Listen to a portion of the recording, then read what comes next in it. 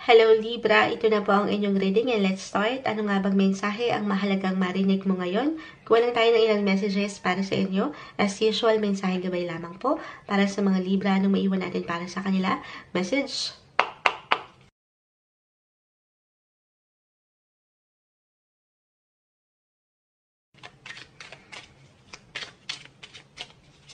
Okay, so medyo mailapang cards. Cut natin into 3. Libra. Okay, mag-spread lang tayo ng ilan. The 4 of Cups, Reverse. 5 of Cups ay narito. The 6 of Pentacles, Reverse. The Death card. Hindi naman po yan kailangan katakutan. 8 of Swords. And the 10 of Wands. Okay, so Libra. Malapit na kayo sa finish line. The Death card ay narito, 10 of Wands. Meaning, itong ilang bigat. Ayan. Ay mabibitawan nyo na. Aalis na ng kusa. May pagtatapos. Okay? Yung ilang hirap, yung ilang challenge, struggle.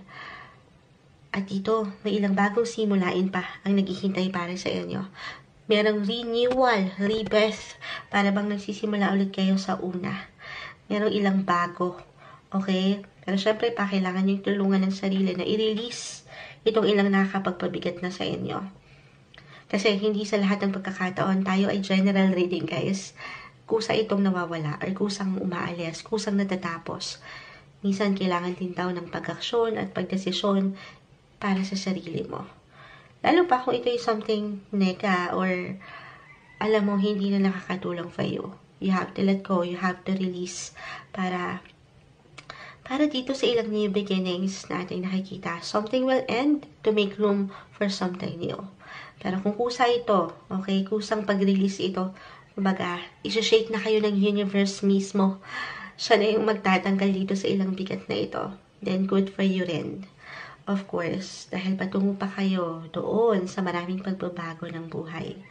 So, yun lang. Patuloy lang din na sumabay mula sa ilang pagbabagong ito.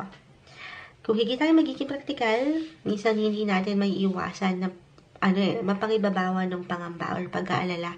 Lalo pa, kung mag-reflect itong ilang bago, parang merong bagong naghihintay or pwedeng sumalubong kasi sa inyo ngayong buwan na minsan, of course, lalo pa sa una, dyan tayo higit na may kaba. Diba? Kasi hindi natin alam kung paano tayo magsisimula ulit, kung paano natin gagawin ng isang bagay, kung paano tayo kakapit. Alam niyo yun. Pero ang mga bagay-bagay, wala namang nagsisimula agad dun sa huli. Lahat tayo ay nagsisimula sa una.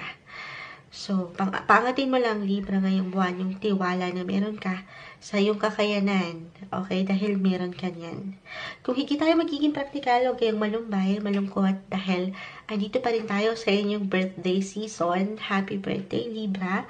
Hindi posible na merong something kayong ma-receive, an achievement na matatawag. Sabi ko nga, merong pagtatapos, merong bagong simulain. Tama, simulain.